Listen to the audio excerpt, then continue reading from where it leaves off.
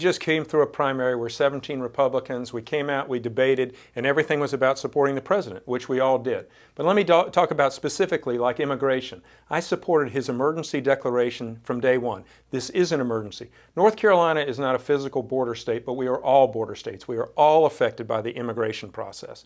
But let me just tell you another issue how I'm going to support our president. In President Trump's 2020 budget, he talks about Medicaid block grants.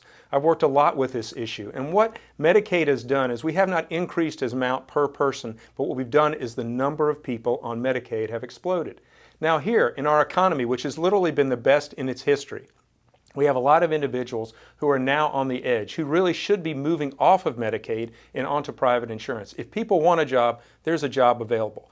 What Medicaid block grants do is they give states power back to the states. And we've talked about this many times in We the People platform, to be honest with you. We've talked about the government now shifting power away from Washington, D.C. and to the states. What Medicaid block grants do is money is then allotted to each state so that they know how best to take care of their particular Medicaid population. Some states have different needs than other states, and that's what gives them the maneuverability and the flexibility to take care of those individuals. In the end, it will also save a great deal of money. But in doing this, what we're doing is we're trying to move a population from saying, yes, I'm entitled to this benefit, to, hey, there are jobs available, there is insurance, and that's where we need to move.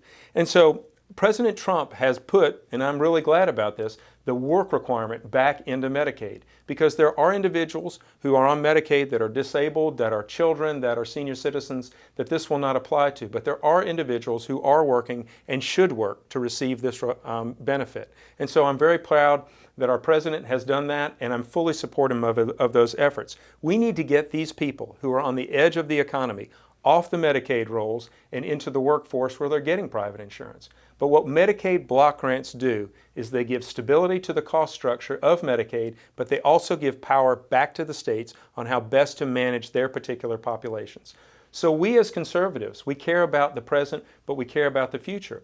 We have to be able to manage this population with predictability, and Medicaid block grants will enable us to do that, will enable us to predict the future and actually manage that in a population-based way that states have the power to do things. So I really think I'm really supportive of our president. I'm really glad that he's taken this initiative, move forward. So we all talk about different ways to support our president. You know, we talk about immigration, we talk about the border wall, but let's talk about other issues where we can support the president. And this is an area that I know a lot about, and I've worked very hard in our state legislature to do so and plan to do so in Congress.